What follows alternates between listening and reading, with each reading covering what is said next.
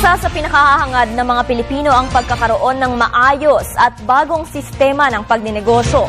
Kaya naman ito ni Senador Bam Aquino na maipasa ang competition law at kung ano ang nilalaman nito, ihahatid sa atin ni George Bandola. Para makaakit pa ng mas maraming investor, nais ni Senator Bam Aquino na maipasa na ang competition law. Mas matagal pa raw sa FOI at Reproductive Health Law ang competition bill sa Kongreso na naglalayong paluwagin ang sistema ng pagnenegosyo sa bansa at pagbubukas ng merkado sa lahat ng investor.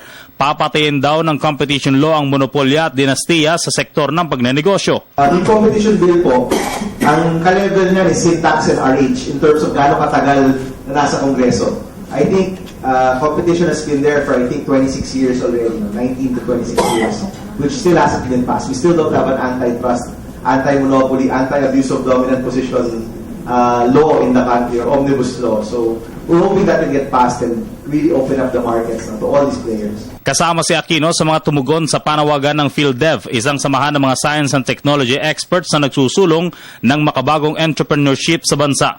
Ayon kay Senator Aquino, para daw lalong mahimok ang mga maliliit na negosyante at mga bukod sa pagsasabatas sa mga pulisiyang makakatulong sa mga ito, kailangan ng higit na suporta ng pamahalaan sa mga micro, small, and medium enterprises. Money, market, and mentorship. If government can support access to financing, Noriel said, create markets for our micro and small entrepreneurs and inclusive supply chains, and support programs which will help our entrepreneurs go from micro to small, small to medium, medium to large. I really look at things from a pipeline point of view rather than as silos. I think that will really make a big push for entrepreneurship in the Philippines. Paliwanag naman ni Dado Banatao, chairman ng PhilDev at developer ng PC chipset na mahalagang element ng mga computer machines, mas maiging tingnan din ng isang nagbabalak maging entrepreneur ang kagustuhan ng merkado bago nito suungin ang pagnenegosyo.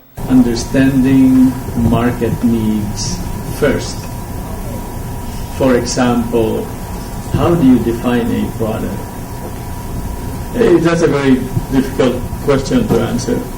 But you need to start answering that question by understanding first you test it from a market. At para naman sa mga local at foreign investors na nagbabalak magtayo ng manufacturing investment sa bansa, alok pa rin ng Philippine Economic Zone Authority o PEZA ang mga maluluwag at di hamak na maraming incentives para sa mga ito, bukod sa pagkakaroon ng mabilis at madaling proseso ng pagnenegosyo sa bansa. Para sa Telebisyon ng Bayan, George Bandola.